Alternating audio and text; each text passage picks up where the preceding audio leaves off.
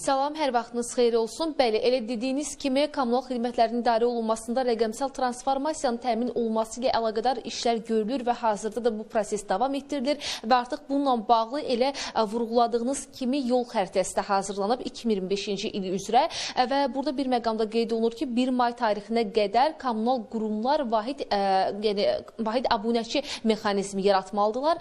Bununla bağlı isə detalları, ümumiyyətlə bu proseslə bağlı hazırda detallı informasiyaları, informasiya təhlükəsizliyi üzrə mütəxəssis Elvin Abbasovdan alacağıq. Xoş gördük Elvin bəy, buyurun detallı informasiyaları sizdən alaq.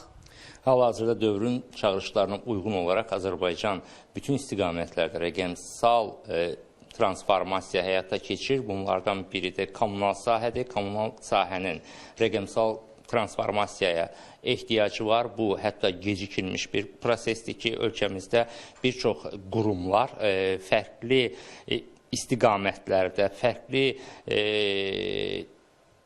texnologiya ilə rəqəmsallaşırlar. Bunların vahid bir konsepsiyaya ehtiyacı var idi. Hal-hazırda da baş verən, yəni 2025-də bir neçə böyük şəhərimizdə yeni qurulacaq olan vahid bir elektron sistem üzərindən abunəçilər öz məlumatlarını görə biləcəklər, öz məlumatları barədə tanış ola biləcəklər, ödəniş edə biləcəklər. Yəni ki, bir çox kommunal sahə, elektrik, qaz, istilik və digər kommunal sahə vahid bir elektron portal üzərindən vətəndaşlara təqdim ediləcək və bu da vətəndaşların öz məlumatlarının şəffaflaşması, münasibətlərin, kommunal qurumlarla münasibətlərin daha münbitləşməsinə gətirib çıxaracaq və bunun bir sonraki addımı isə sayğacların rəqəmsallaşması. Yəni, artıq evə kimsə gəlməyəcək, heç bir sahə müfəttişi qapımızı döyməyəcək növbəti addımlar üçün.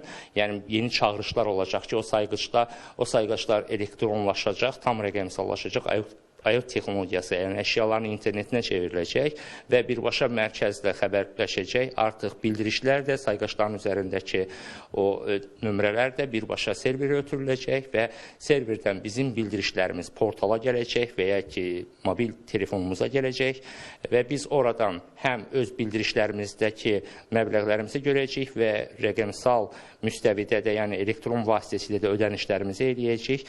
Bu da o deməkdir ki, kommunal sahədə artıq heç kəs bizim qapımızı döyməyəcək və biz öz münasibətlərimizi elektron müstəvidə tənzimləmiş olacaq. Təşəkkürlər. Çox sağ olun, detallı təfərrüatlı bizə çatdırdığınız üçün informasiyaları. Bir daha xatırladım ki, artıq 2025-ci il üçün rəqəmsal, yəni kommunal xidmətlərin idarə olunmasında rəqəmsal transformasiyanın təmini üçün işlər görülür. Elə sadalınan məqamlar da həmin addımların təzahürüdür və bütün bu proseslərin görülməsində də, yəni işlərin görülməsində də əsas məqsəd günümüzdə, yəni müasirləşən dünyada işlərimizin daha rahat həll olunmasına xidmət edir. Çatdıra biləcəyimiz informasiyalar bu qədər idi. Söz yenidən sizdədir. Təşəkkürlər Rəqsanə. Xatırladım ki, bizimlə bağlantıda əməkdaşımız Rəqsanə İbrahimzadə idi.